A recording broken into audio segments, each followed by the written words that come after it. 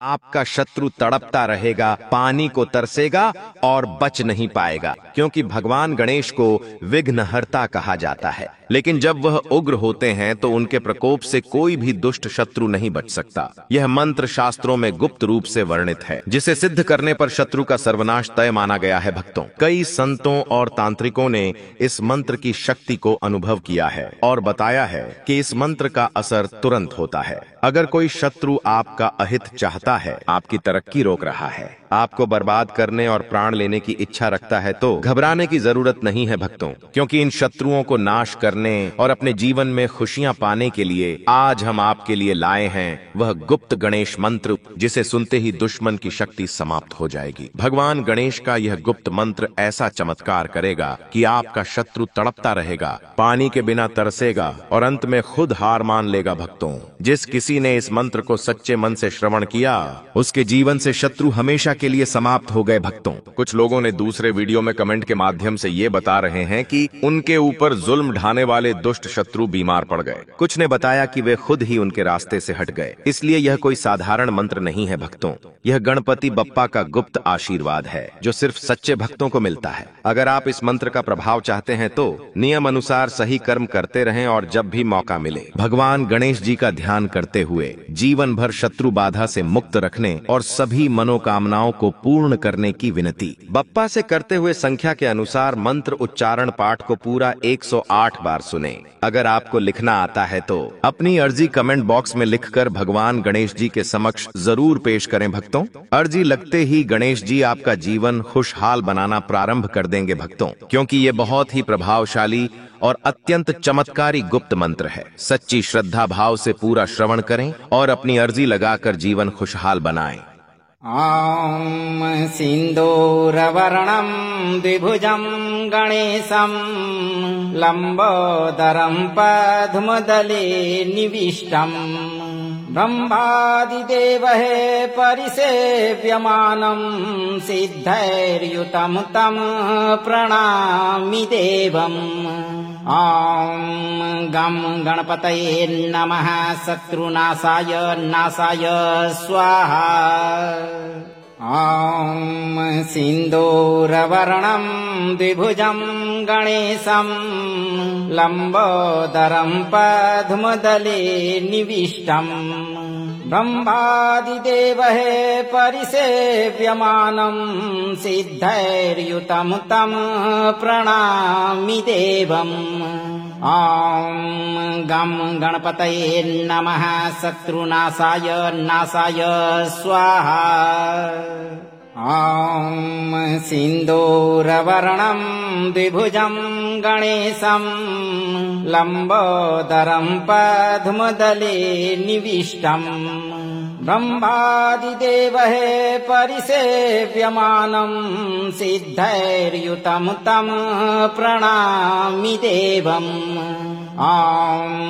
गं गणपतये नमः शत्रुनाशाय नाशाय स्वाहा। ॐ सिन्दूरवर्णं द्विभुजं गणेशं लम्बोदरं पद्मदले निविष्टम् ब्रह्मादिदेवः परिसेव्यमानं सिद्धैर्युतं तं प्रणमामि देवम्। ॐ गं गणपतये नमः शत्रुनाशाय नाशाय स्वाहा। ॐ सिन्दूरवर्णं द्विभुजं गणेशं लम्बोदरं पद्मदले निविष्टम् ब्रह्मादिदेवः परिसेव्यमानं सिद्धैर्युतं तं प्रणमामि देवम्। ॐ गं गणपतये नमः शत्रुनाशाय नाशाय स्वाहा। ॐ सिन्दूरवर्णं द्विभुजं गणेशं लम्बोदरं पद्मदले निविष्टम् ब्रह्मादिदेवः परिसेव्यमानं सिद्धैर्युतं तं प्रणमामि देवम्। ॐ गं गणपतये नमः शत्रुनाशाय नाशाय स्वाहा ॐ सिन्दूरवर्णं द्विभुजं गणेशं लम्बोदरं पद्मदले निविष्टम् ब्रह्मादिदेवः परिसेव्यमानं सिद्धैर्युतं तं प्रणमामि देवम् ॐ गं गणपतये नमः शत्रुनाशाय नाशाय स्वाहा ॐ सिन्दूरवर्णं द्विभुजं गणेशं लम्बोदरं पद्मदले निविष्टम् ब्रह्मादिदेवः परिसेव्यमानं सिद्धैर्युतं तं प्रणमामि देवम् ॐ गं गणपतये नमः शत्रुनाशाय नाशाय स्वाहा ॐ सिन्दूरवर्णं द्विभुजं गणेशं लम्बोदरं पद्मदले निविष्टम् ब्रह्मादिदेवः परिसेव्यमानं सिद्धैर्युतं तं प्रणमामि देवम् ॐ गं गणपतये नमः शत्रुनाशाय नाशाय स्वाहा ॐ सिन्दूरवर्णं द्विभुजं गणेशं लम्बोदरं पद्मदले निविष्टम् ब्रह्मादिदेवः परिसेव्यमानं सिद्धैर्युतं तं प्रणमामि देवम् ॐ गं गणपतये नमः शत्रुनाशाय नाशाय स्वाहा ॐ सिन्दूरवर्णं द्विभुजं गणेशं लम्बोदरं पद्मदले निविष्टम् ब्रह्मादिदेवः परिसेव्यमानं सिद्धैर्युतं तं प्रणमामि देवम् ॐ गं गणपतये नमः शत्रुनाशाय नाशाय स्वाहा ॐ सिन्दूरवर्णं द्विभुजं गणेशं लम्बोदरं पद्मदले निविष्टम् ब्रह्मादिदेवः परिसेव्यमानं सिद्धैर्युतं तं प्रणमामि देवम् ॐ गं गणपतये नमः शत्रुनाशाय नाशाय स्वाहा ॐ सिन्दूरवर्णं द्विभुजं गणेशं लम्बोदरं पद्मदले निविष्टम् ब्रह्मादिदेवः परिसेव्यमानं सिद्धैर्युतं तं प्रणमामि देवम् ॐ गं गणपतये नमः शत्रुनाशाय नाशाय स्वाहा ॐ सिन्दूरवर्णं द्विभुजं गणेशं लम्बोदरं पद्मदले निविष्टम् ब्रह्मादिदेवः परिसेव्यमानं सिद्धैर्युतं तं प्रणमामि देवम् ॐ गं गणपतये नमः शत्रुनाशाय नाशाय स्वाहा ॐ सिन्दूरवर्णं द्विभुजं गणेशं लम्बोदरं पद्मदले निविष्टम् ब्रह्मादिदेवः परिसेव्यमानं सिद्धैर्युतं तं प्रणमामि देवम् ॐ गं गणपतये नमः शत्रुनाशाय नाशाय स्वाहा ॐ सिन्दूरवर्णं द्विभुजं गणेशं लम्बोदरं पद्मदले निविष्टम् ब्रह्मादिदेवः परिसेव्यमानं सिद्धैर्युतं तं प्रणमामि देवम् ॐ गं गणपतये नमः शत्रुनाशाय नाशाय स्वाहा ॐ सिन्दूरवर्णं द्विभुजं गणेशं लम्बोदरं पद्मदले निविष्टम् ब्रह्मादिदेवः परिसेव्यमानं सिद्धैर्युतं तं प्रणमामि देवम् ॐ गं गणपतये नमः शत्रुनाशाय नाशाय स्वाहा ॐ सिन्दूरवर्णं द्विभुजं गणेशं लम्बोदरं पद्मदले निविष्टम् ब्रह्मादिदेवः परिसेव्यमानं सिद्धैर्युतं तं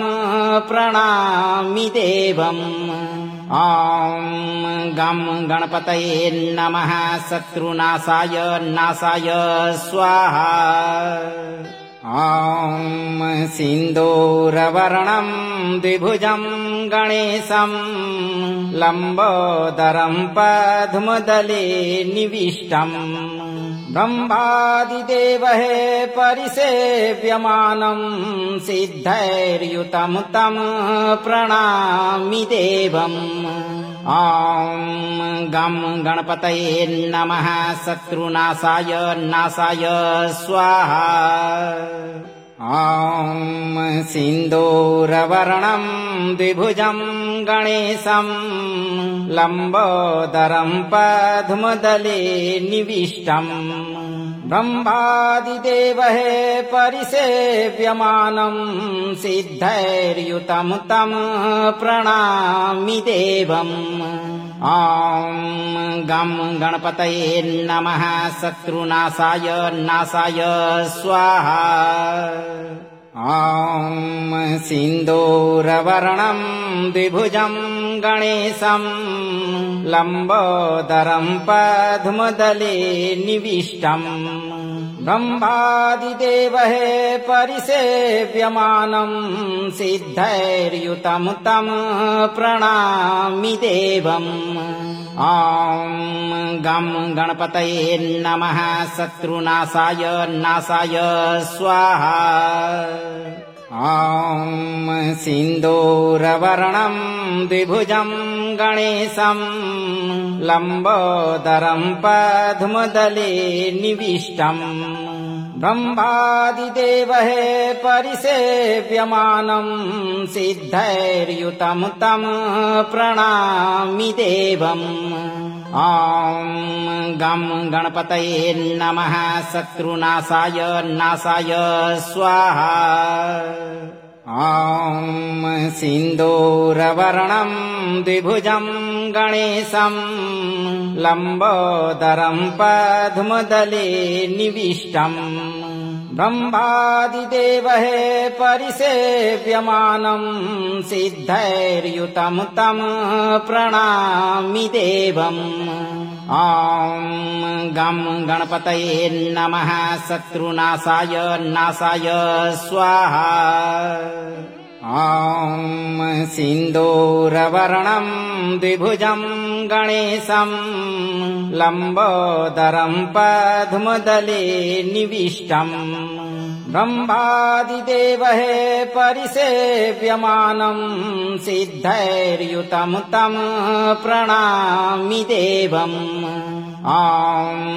गं गणपतये नमः शत्रुनाशाय नाशाय स्वाहा ॐ सिन्दूरवर्णं द्विभुजं गणेशं लम्बोदरं पद्मदले निविष्टम् ब्रह्मादिदेवः परिसेव्यमानं सिद्धैर्युतं तं प्रणमामि देवम् ॐ गं गणपतये नमः शत्रुनाशाय नाशाय स्वाहा ॐ सिन्दूरवर्णं द्विभुजं गणेशं लम्बोदरं पद्मदले निविष्टम् ब्रह्मादिदेवः परिसेव्यमानं सिद्धैर्युतं तं प्रणमामि देवम् ॐ गं गणपतये नमः शत्रुनाशाय नाशाय स्वाहा ॐ सिन्दूरवर्णं द्विभुजं गणेशं लम्बोदरं पद्मदले निविष्टम् ब्रह्मादिदेवः परिसेव्यमानं सिद्धैर्युतं तं प्रणमामि देवम् ॐ गं गणपतये नमः शत्रुनाशाय नाशाय स्वाहा ॐ सिन्दूरवर्णं द्विभुजं गणेशं लम्बोदरं पद्मदले निविष्टम् ब्रह्मादिदेवः परिसेव्यमानं सिद्धैर्युतं तं प्रणमामि देवम् ॐ गं गणपतये नमः शत्रुनाशाय नाशाय स्वाहा ॐ सिन्दूरवर्णं द्विभुजं गणेशं लम्बोदरं पद्मदले निविष्टम् ब्रह्मादिदेवः परिसेव्यमानं सिद्धैर्युतं तं प्रणमामि देवम् ॐ गं गणपतये नमः शत्रुनाशाय नाशाय स्वाहा ॐ सिन्दूरवर्णं द्विभुजं गणेशं लम्बोदरं पद्मदले निविष्टम् ब्रह्मादिदेवः परिसेव्यमानं सिद्धैर्युतं तं प्रणमामि देवम् ॐ गं गणपतये नमः शत्रुनाशाय नाशाय स्वाहा ॐ सिन्दूरवर्णं द्विभुजं गणेशं लम्बोदरं पद्मदले निविष्टम् ब्रह्मादिदेवः परिसेव्यमानं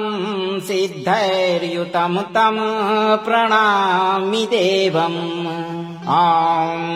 गं गणपतये नमः शत्रुनाशाय नाशाय स्वाहा ॐ सिन्दूरवर्णं द्विभुजं गणेशं लम्बोदरं पद्मदले निविष्टम् ब्रह्मादिदेवः परिसेव्यमानं सिद्धैर्युतं तं प्रणमामि देवम्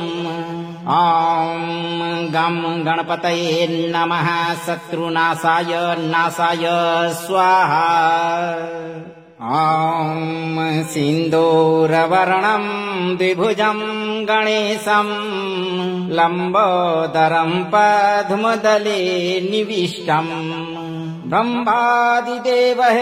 परिसेव्यमानं सिद्धैर्युतं तं प्रणमामि देवम् ॐ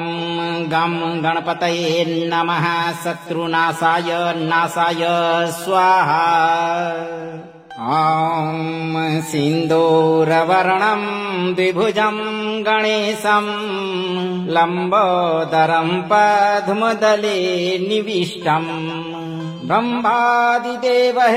परिसेव्यमानं सिद्धैर्युतं तं प्रणमामि देवम् ॐ गं गणपतये नमः शत्रुनाशाय नाशाय स्वाहा ॐ सिन्दूरवर्णं द्विभुजं गणेशं लम्बोदरं पद्मदले निविष्टम् ब्रह्मादिदेवः परिसेव्यमानं सिद्धैर्युतं तं प्रणमामि देवम् ॐ गं गणपतये नमः शत्रुनाशाय नाशाय स्वाहा ॐ सिन्दूरवर्णं द्विभुजं गणेशं लम्बोदरं पद्मदले निविष्टम् ब्रह्मादिदेवः परिसेव्यमानं सिद्धैर्युतं तं प्रणमामि देवम् ॐ गं गणपतये नमः शत्रुनाशाय नाशाय स्वाहा ॐ सिन्दूरवर्णं द्विभुजं गणेशं लम्बोदरं पद्मदले निविष्टम् ब्रह्मादिदेवः परिसेव्यमानं सिद्धैर्युतं तं प्रणमामि देवम् ॐ गं गणपतये नमः शत्रुनाशाय नाशाय स्वाहा ॐ सिन्दूरवर्णं द्विभुजं गणेशं लम्बोदरं पद्मदले निविष्टम् ब्रह्मादिदेवः परिसेव्यमानं सिद्धैर्युतं तं प्रणमामि देवम् ॐ गं गणपतये नमः शत्रुनाशाय नाशाय स्वाहा ॐ सिन्दूरवर्णं द्विभुजं गणेशं लम्बोदरं पद्मदले निविष्टम् ब्रह्मादिदेवः परिसेव्यमानं सिद्धैर्युतं तं प्रणमामि देवम् ॐ गं गणपतये नमः शत्रुनाशाय नाशाय स्वाहा ॐ सिन्दूरवर्णं द्विभुजं गणेशं लम्बोदरं पद्मदले निविष्टम् ब्रह्मादिदेवः परिसेव्यमानं सिद्धैर्युतं तं प्रणमामि देवम् ॐ गं गणपतये नमः शत्रुनाशाय नाशाय स्वाहा ॐ सिन्दूरवर्णं द्विभुजं गणेशं लम्बोदरं पद्मदले निविष्टम् ब्रह्मादिदेवः परिसेव्यमानं सिद्धैर्युतं तं प्रणमामि देवम् ॐ गं गणपतये नमः शत्रुनाशाय नाशाय स्वाहा ॐ सिन्दूरवर्णं द्विभुजं गणेशं लम्बोदरं पद्मदले निविष्टम् ब्रह्मादिदेवः परिसेव्यमानं सिद्धैर्युतं तं प्रणमामि देवम् ॐ गं गणपतये नमः शत्रुनाशाय नाशाय स्वाहा ॐ सिन्दूरवर्णं द्विभुजं गणेशं लम्बोदरं पद्मदले निविष्टम् ब्रह्मादिदेवः परिसेव्यमानं सिद्धैर्युतं तं प्रणमामि देवम् ॐ गं गणपतये नमः शत्रुनाशाय नाशाय स्वाहा ॐ सिन्दूरवर्णं द्विभुजं गणेशं लम्बोदरं पद्मदले निविष्टम् ब्रह्मादिदेवः परिसेव्यमानं सिद्धैर्युतं तं प्रणमामि देवम् ॐ गं गणपतये नमः शत्रुनाशाय नाशाय स्वाहा ॐ सिन्दूरवर्णं द्विभुजं गणेशं लम्बोदरं पद्मदले निविष्टम् ब्रह्मादिदेवः परिसेव्यमानं सिद्धैर्युतं तं प्रणमामि देवम् ॐ गं गणपतये नमः शत्रुनाशाय नाशाय स्वाहा ॐ सिन्दूरवर्णं द्विभुजं गणेशं लम्बोदरं पद्मदले निविष्टम् ब्रह्मादिदेवः परिसेव्यमानं सिद्धैर्युतं तं प्रणमामि देवम् ॐ गं गणपतये नमः शत्रुनाशाय नाशाय स्वाहा ॐ सिन्दूरवर्णं द्विभुजं गणेशं लम्बोदरं पद्मदले निविष्टम् ब्रह्मादिदेवः परिसेव्यमानं सिद्धैर्युतं तं प्रणमामि देवम् ॐ गं गणपतये नमः शत्रुनाशाय नाशाय स्वाहा ॐ सिन्दूरवर्णं द्विभुजं गणेशं लम्बोदरं पद्मदले निविष्टम् ब्रह्मादिदेवः परिसेव्यमानं सिद्धैर्युतं तं प्रणमामि देवम् ॐ गं गणपतये नमः शत्रुनाशाय नाशाय स्वाहा ॐ सिन्दूरवर्णं द्विभुजं गणेशं लम्बोदरं पद्मदले निविष्टम् ब्रह्मादिदेवः परिसेव्यमानं सिद्धैर्युतं तं प्रणमामि देवम् ॐ गं गणपतये नमः शत्रुनाशाय नाशाय स्वाहा ॐ सिन्दूरवर्णं द्विभुजं गणेशं लम्बोदरं पद्मदले निविष्टम् ब्रह्मादिदेवः परिसेव्यमानं सिद्धैर्युतं तं प्रणमामि देवम् ॐ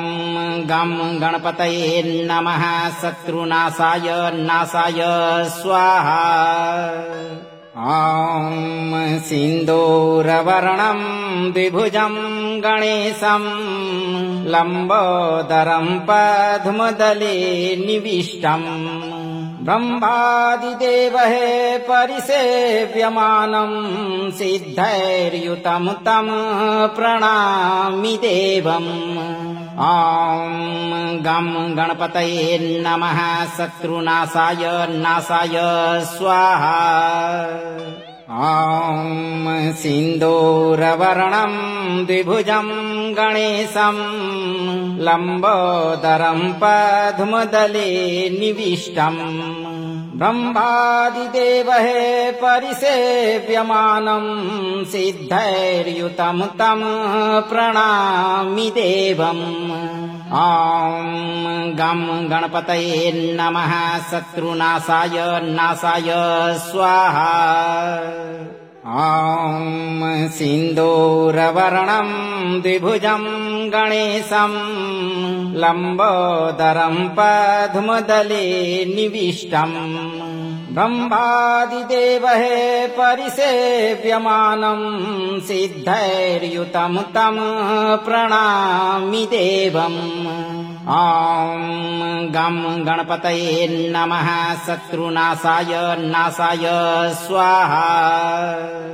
ॐ सिन्दूरवर्णं द्विभुजं गणेशं लम्बोदरं पद्मदले निविष्टम् ब्रह्मादिदेवहे परिसेव्यमानं सिद्धैर्युतं तं प्रणमामि देवम् ॐ गं गणपतये नमः शत्रुनाशाय नाशाय स्वाहा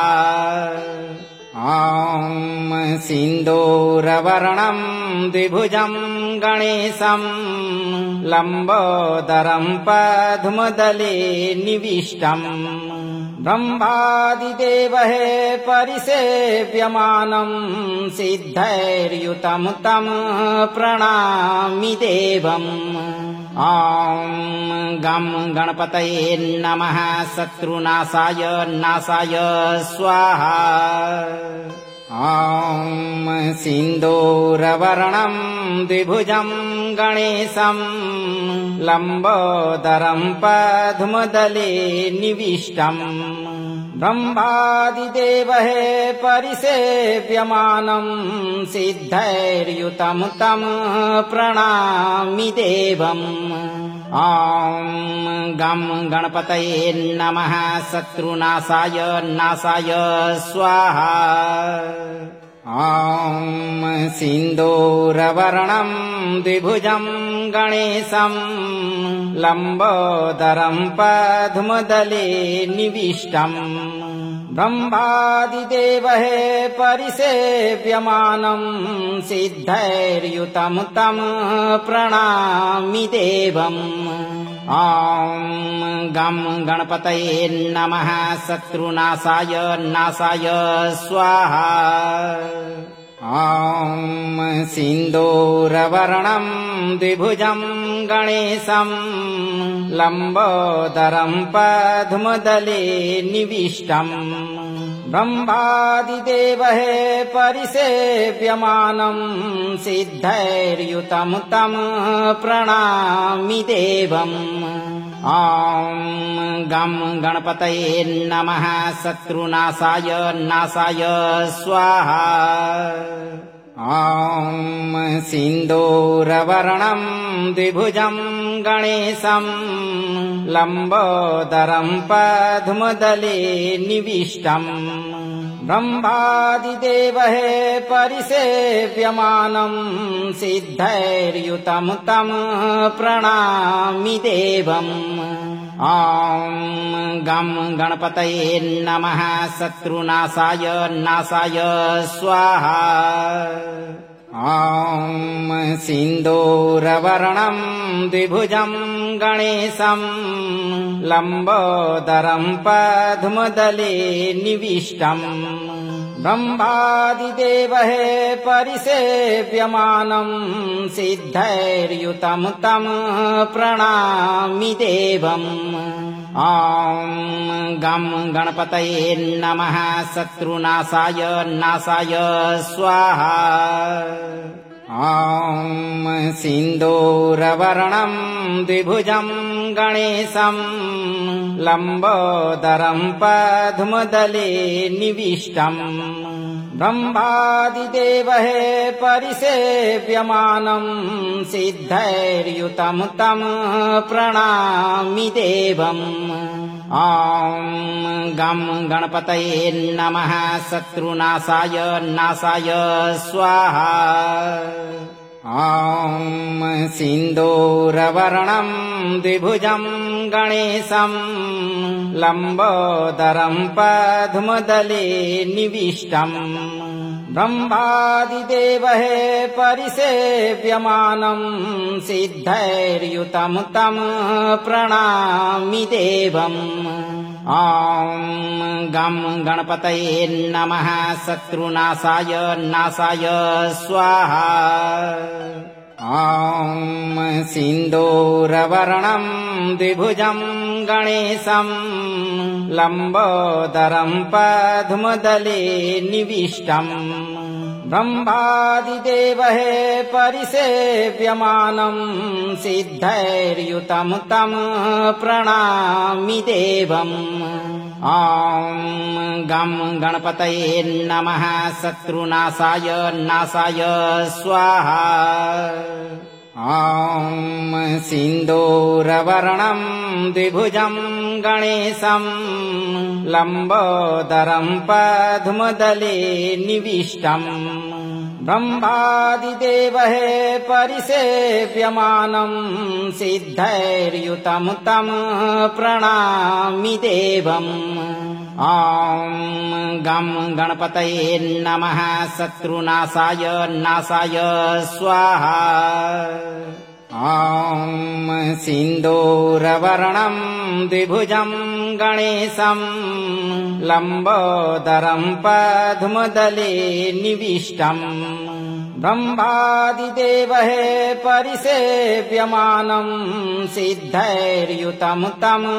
प्रणमामि देवम् ॐ गं गणपतये नमः शत्रुनाशाय नाशाय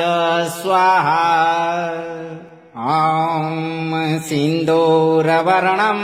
द्विभुजम् गणेशम् लम्बोदरम् पद्मदले निविष्टम् ब्रह्मादिदेवः परिसेव्यमानम् सिद्धैर्युतम् तम् प्रणमामि देवम् ॐ गं गणपतये नमः शत्रुनाशाय नाशाय स्वाहा ॐ सिन्दूरवर्णम् द्विभुजम् गणेशम् लम्बोदरम् पद्मदले निविष्टम् ब्रह्मादिदेवः परिसेव्यमानम् सिद्धैर्युतम् तम् प्रणमामि देवम् ॐ गं गणपतये नमः शत्रुनाशाय नाशाय स्वाहा ॐ सिन्दूरवर्णम् द्विभुजम् गणेशम् लम्बोदरम् पद्मदले निविष्टम् ब्रह्मादिदेवः परिसेव्यमानम् सिद्धैर्युतम् तम् प्रणमामि देवम् ॐ गं गणपतये नमः शत्रुनाशाय नाशाय स्वाहा ॐ सिन्दूरवर्णम् द्विभुजम् गणेशम् लम्बोदरम् पद्मदले निविष्टम् ब्रह्मादिदेवः परिसेव्यमानम् सिद्धैर्युतम् तम् प्रणमामि देवम् ॐ गं गणपतये नमः शत्रुनाशाय नाशाय स्वाहा ॐ सिन्दूरवर्णम् द्विभुजम् गणेशम् लम्बोदरम् पद्मदले निविष्टम् ब्रह्मादिदेवः परिसेव्यमानम् सिद्धैर्युतम् तम् प्रणमामि देवम् ॐ गं गणपतये नमः शत्रुनाशाय नाशाय स्वाहा ॐ सिन्दूरवर्णम् द्विभुजम् गणेशम् लम्बोदरम् पद्मदले निविष्टम् ब्रह्मादिदेवः परिसेव्यमानम् सिद्धैर्युतम् तम् प्रणमामि देवम् ॐ गं गणपतये नमः शत्रुनाशाय नाशाय स्वाहा ॐ सिन्दूरवर्णम् द्विभुजम् गणेशम् लम्बोदरम् पद्मदले निविष्टम् ब्रह्मादिदेवः परिसेव्यमानम् सिद्धैर्युतम् तम् प्रणमामि देवम् ॐ गं गणपतये नमः शत्रुनाशाय नाशाय स्वाहा ॐ सिन्दूरवर्णम् द्विभुजम् गणेशम् लम्बोदरम् पद्मदले निविष्टम् ब्रह्मादिदेवः परिसेव्यमानम् सिद्धैर्युतम् तम् प्रणमामि देवम् ॐ गं गणपतये नमः शत्रुनाशाय नाशाय स्वाहा ॐ सिन्दूरवर्णं द्विभुजं गणेशं लम्बोदरं पद्मदले निविष्टम् ब्रह्मादिदेवः परिसेव्यमानं सिद्धैर्युतं तं प्रणमामि देवम् ॐ गं गणपतये नमः शत्रुनाशाय नाशाय स्वाहा ॐ सिन्दूरवर्णं द्विभुजं गणेशं लम्बोदरं पद्मदले निविष्टम् ब्रह्मादिदेवः परिसेव्यमानं सिद्धैर्युतं तं प्रणमामि देवम् ॐ गं गणपतये नमः शत्रुनाशाय नाशाय स्वाहा ॐ सिन्दूरवर्णं द्विभुजं गणेशं लम्बोदरं पद्मदले निविष्टम्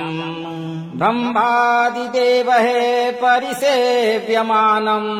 सिद्धैर्युतं तं प्रणमामि देवम् ॐ गं गणपतये नमः शत्रुनाशाय नाशाय स्वाहा ॐ सिन्दूरवर्णं द्विभुजं गणेशं लम्बोदरं पद्मदले निविष्टम् ब्रह्मादिदेवः परिसेव्यमानं सिद्धैर्युतं तं प्रणमामि देवम् ॐ गं गणपतये नमः शत्रुनाशाय नाशाय स्वाहा ॐ सिन्दूरवर्णं द्विभुजं गणेशं लम्बोदरं पद्मदले निविष्टम् ब्रह्मादिदेवः परिसेव्यमानं सिद्धैर्युतं तं प्रणमामि देवम् ॐ गं गणपतये नमः शत्रुनाशाय नाशाय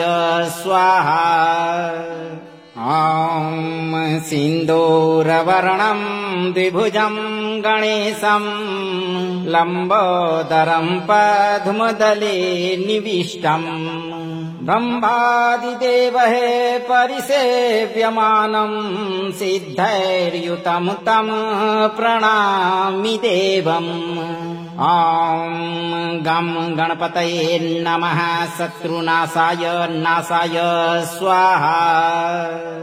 ॐ सिन्दूरवर्णं द्विभुजं गणेशं लम्बोदरं पद्मदले निविष्टम् ब्रह्मादिदेवः परिसेव्यमानं सिद्धैर्युतं तं प्रणमामि देवम् ॐ गं गणपतये नमः शत्रुनाशाय नाशाय स्वाहा ॐ सिन्दूरवर्णं द्विभुजं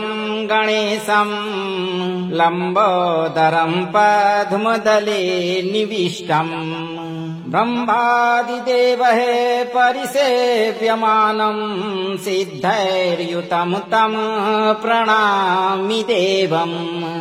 ॐ गं गणपतये नमः शत्रुनाशाय नाशाय स्वाहा ॐ सिन्दूरवर्णं द्विभुजं गणेशं लम्बोदरं पद्मदले निविष्टम् ब्रह्मादिदेवः परिसेव्यमानं सिद्धैर्युतं तं प्रणमामि देवम् ॐ गं गणपतये नमः शत्रुनाशाय नाशाय स्वाहा ॐ सिन्दूरवर्णं द्विभुजं गणेशं लम्बोदरं पद्मदले निविष्टम् ब्रह्मादिदेवः परिसेव्यमानम् सिद्धैर्युतम् तम् प्रणमामि देवम्। ॐ गं गणपतये नमः शत्रुनाशाय नाशाय स्वाहा। ॐ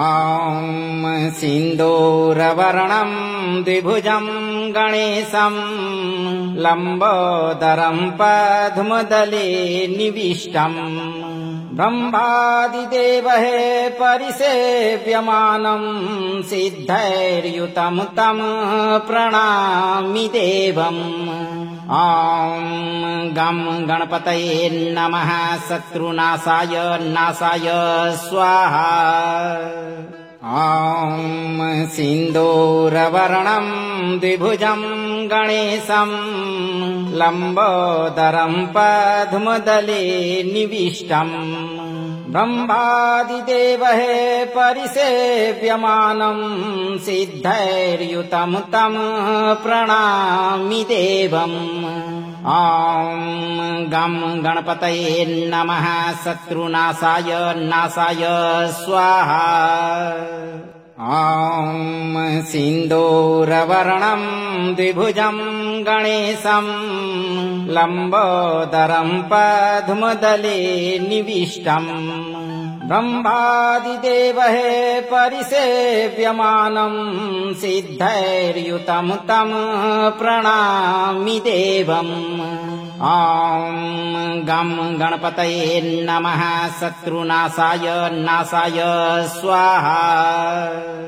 ॐ सिन्दूरवर्णं द्विभुजं गणेशं लम्बोदरं पद्मदले निविष्टम् ब्रह्मादिदेवः परिसेव्यमानं सिद्धैर्युतं तं प्रणमामि देवम्। ॐ गं गणपतये नमः शत्रुनाशाय नाशाय स्वाहा। ॐ सिन्दूरवर्णं द्विभुजं गणेशं लम्बोदरं पद्मदले निविष्टम् ब्रह्मादिदेवः परिसेव्यमानं सिद्धैर्युतं तं प्रणमामि देवम्। ॐ गं गणपतये नमः शत्रुनाशाय नाशाय स्वाहा। ॐ सिन्दूरवर्णं द्विभुजं गणेशं लम्बोदरं पद्मदले निविष्टम् ब्रह्मादिदेवः परिसेव्यमानं सिद्धैर्युतं तं प्रणमामि देवम्। ॐ गं गणपतये नमः शत्रुनाशाय नाशाय स्वाहा। ॐ सिन्दूरवर्णं द्विभुजं गणेशं लम्बोदरं पद्मदले निविष्टम् ब्रह्मादिदेवः परिसेव्यमानं सिद्धैर्युतं तं प्रणमामि देवम्। ॐ गं गणपतये नमः शत्रुनाशाय नाशाय स्वाहा। ॐ सिन्दूरवर्णं द्विभुजं गणेशं लम्बोदरं पद्मदले निविष्टम् ब्रह्मादिदेवः परिसेव्यमानं सिद्धैर्युतं तं प्रणमामि देवम्। ॐ गं गणपतये नमः शत्रुनाशाय नाशाय स्वाहा। ॐ सिन्दूरवर्णं द्विभुजं गणेशं लम्बोदरं पद्मदले निविष्टम् ब्रह्मादिदेवः परिसेव्यमानं सिद्धैर्युतं तं प्रणमामि देवम्। ॐ गं गणपतये नमः शत्रुनाशाय नाशाय स्वाहा। ॐ सिन्दूरवर्णं द्विभुजं गणेशं लम्बोदरं पद्मदले निविष्टम् ब्रह्मादिदेवः परिसेव्यमानं सिद्धैर्युतं तं प्रणमामि देवम् ॐ गं गणपतये नमः शत्रुनाशाय नाशाय स्वाहा ॐ सिन्दूरवर्णं द्विभुजं गणेशं लम्बोदरं पद्मदले निविष्टम् ब्रह्मादिदेवः परिसेव्यमानं सिद्धैर्युतं तं प्रणमामि देवम् ॐ गं गणपतये नमः शत्रुनाशाय नाशाय स्वाहा ॐ सिन्दूरवर्णं द्विभुजं गणेशं लम्बोदरं पद्मदले निविष्टम् ब्रह्मादिदेवः परिसेव्यमानं सिद्धैर्युतं तं प्रणमामि देवम् ॐ गं गणपतये नमः शत्रुनाशाय नाशाय स्वाहा ॐ सिन्दूरवर्णं द्विभुजं गणेशं लम्बोदरं पद्मदले निविष्टम् ब्रह्मादिदेवः परिसेव्यमानं सिद्धैर्युतं तं प्रणमामि देवम् ॐ गं गणपतये नमः शत्रुनाशाय नाशाय स्वाहा ॐ सिन्दूरवर्णं द्विभुजं गणेशं लम्बोदरं पद्मदले निविष्टम् ब्रह्मादिदेवः परिसेव्यमानं सिद्धैर्युतं तं प्रणमामि देवम् ॐ गं गणपतये नमः शत्रुनाशाय नाशाय स्वाहा ॐ सिन्दूरवर्णं द्विभुजं गणेशं लम्बोदरं पद्मदले निविष्टम् ब्रह्मादिदेवः परिसेव्यमानं सिद्धैर्युतं तं प्रणमामि देवम् ॐ